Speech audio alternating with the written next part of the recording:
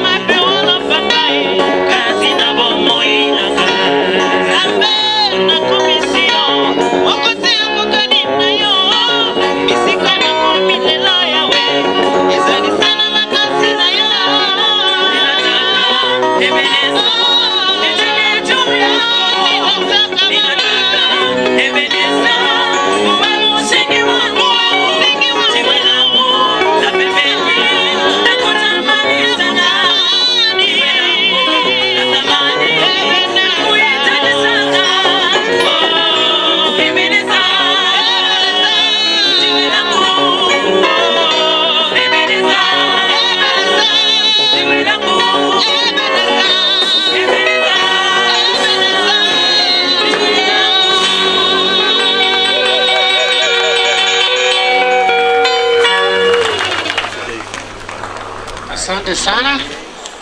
Tungefurahia iendelee. Kila mtu I'm sure angefurahia kama ingeendelea na kuendelea namna hiyo, but time is a problem on our side. Now as we continue, before I invite our honorable guest, I would like to acknowledge and also give a minute to one of our stakeholders to give a word of encouragement. And I'm glad to say that we have the Proud Air College of Aviation. The director is here with us. We have the Transistant College of Aviation. The representative is here. We have the Nairobi Aviation. The representative is here. I would like to start by giving one of them to give a word, speak on behalf of the ATOs in the country in connection to our ceremony and aviation as a whole. Karibu, brother. Parents, other guests, lecturers, graduates, good afternoon. Let me congratulate all the graduates for the good work they have done. For sure, you have struggled for long, but at the end of the day, you have achieved something. Already you have already been given all the credentials. What is remaining is just two key ones: attitude and creativity. What the market requires as per now is a lot of creativity. So you must be creative, and then you have to change the attitude.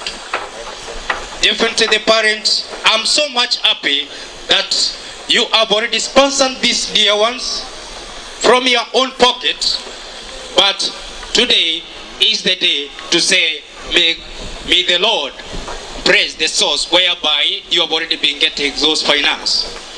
I would like also to pass this message to our chief guest, who is also an honorable member of Emuhaya. We understand that this industry is growing, and the public institution cannot be able to meet the demand in the education industry. But we need the government of the Republic of Kenya to come up with the better policies of sponsoring students both in the middle colleges, private A, private B, but not only universities. There is a need to come up with the best forum whereby if banks can be able to give student assistance, loan to pay later, it can assist the fellow Kenyans because we are struggling. I believe we are targeting one common employer. Maybe, for example, our dear students who are graduating today, they missed just 1 point, but somebody met the point and he joined university. But despite that, we are targeting one common employer who one day will say that I need somebody with these credentials. Where is equitability if those sponsored have already been sponsored by Higher Education Laws Board? There is a need of extension or coming up with a better policies to cater for all of us in this republic, but not a few.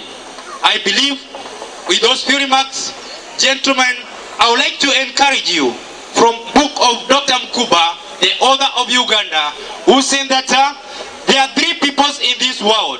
We have those who are living, we have those who are existing, and those who are surviving. So it's upon you to make a better choice to know where you are going to join.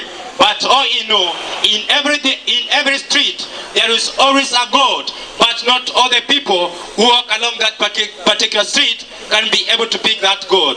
But it's just a few. Be creative and have a happy endeavor. Thank you very much indeed. Thank you very much for the word of wisdom. I also call upon one of the stakeholders in aviation industry, Mr. Moshi, who happens to work in Kisumu, just to say hello. Karibu, brother. In Kisumu, when it comes to the students who want to get an exposure of the tower controller and what goes on up there, because you know very well we don't have roads up there, but the aircraft have to find the way where they're going and where they're coming from. He's the gentleman behind that. Please say hello, Mr. Moshi. distinguished guest, the director of Kenya Aeronautical Division, parents, graduates, distinguished guests. I'm happy to be here today, although I got a notice at a very short notice yesterday. But due to my appreciation on what the young people are doing, I started meeting the Kenya Aeronautical student in Kisumu right from last year. But at the same time, I've been very much close with the students who are interested in aviation. Because of that interest and taking this particular chance, I had to travel and come and see. But I've been impressed from what I've found. The training they are undergoing is good. So that is the little I can say. But graduates, keep up. Training is not a guarantee of employment. All what I can say, interact. That will earn you an employment. We are so many from universities and they are still walking around the streets. So do not take the training being a guarantee of employment. You can also be an employer, as the director here is at the moment, and a trainer. Thank you. Thank you very much. As we move on, time is not our side. We would like to give each and everybody time to speak, but we cannot afford to go that far. On this note, I take this opportunity to encourage my big brother here, who has given us support and who has given us at least a word of wisdom. Maybe you just wave your hand for people to see you. It's Mr. Ambesa, he has given us a lot of support, my big brother. Now I move on, we come to Dr. Nasibi, the USIU lecturer, the man of the book. Come and speak to your children. My grandfather also, besides being the man of the book.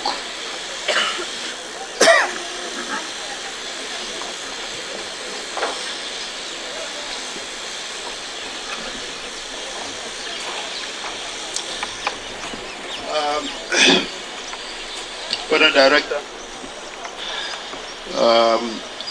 the guests of honor, Honorable Ichiro, parents, graduates, and invited guests. I am here actually just to say a word or two to graduates. I am here in double trust as a parent and a lecturer.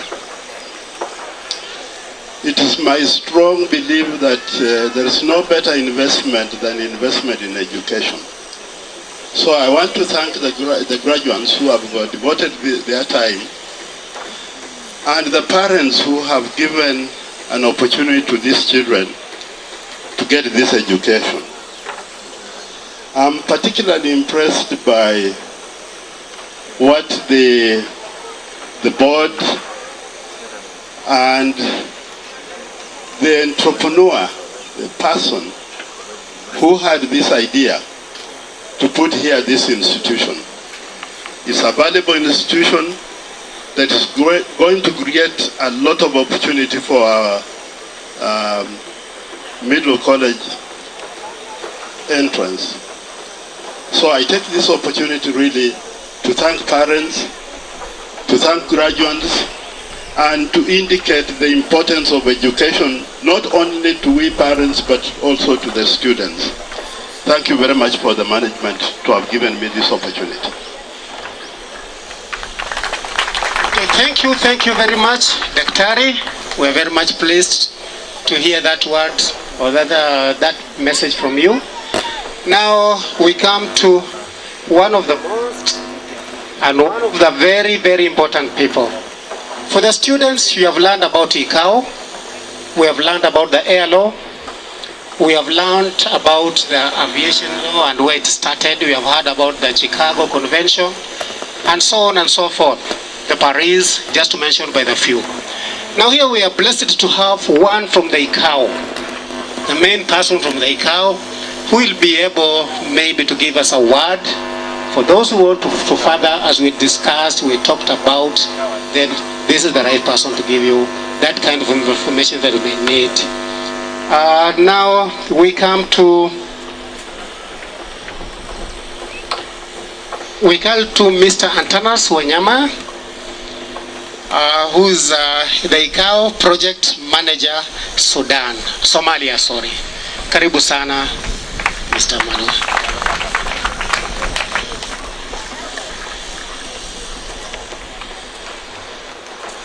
Guest of honor, Honorable Daktari Chichilo is also my friend. The Director of KCA, lecturers, graduates, all protocols observed. I'm very, very happy to have been invited in KCA. As you have been told, all my blood flows with aviation. I'm an air traffic controller by profession. So now I'm doing administration as the deputy project manager for Somalia. I hear you've been taught about ICAO, which is International Civil Aviation Organization, which actually was constituted in 1948. Earlier on, there was a similar body, but ICAO was constituted in 1948, which happens to be the same year I was born.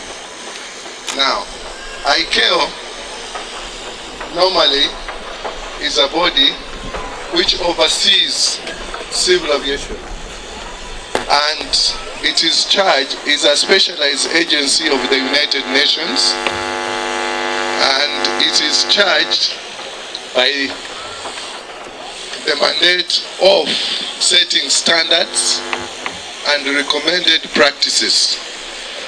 Now, all states in the world are members of ICAO, and we refer to them as ICAO states.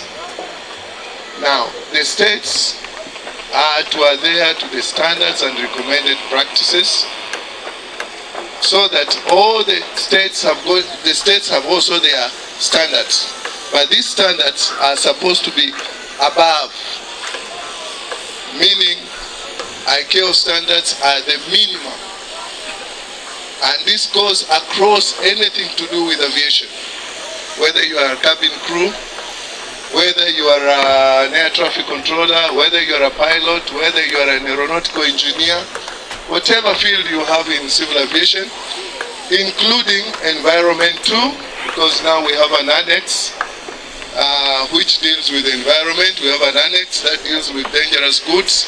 Anything that can be able to be useful or harmful to civil aviation has standards set out in what we call annexes. Now, these annexes are small. They are not very big, except Annex 10, which deals with actually a field in engineering, which has so many volumes. But you have an annex. The first annex actually is where you people are licensed. Deals with licenses. And then there's an Annex 6, Annex 8, and Annex 7. These actually are mainly dealing with the aircraft, the operation of the aircraft, the cabin crews, and the airworthiness of the aircraft. So whenever you want any reference, go to the ICAO annexes. Now, you know, ICAO annexes are just like the Act of Parliament, so they have to be expounded. And to expound the annexes, we have what we call ICAO documents. Now, in the documents, you go further. Even the calculation, I saw you people on the board out there, you want to calculate the weights, you want to calculate the fuel or the weight that should be carried plus the fuel.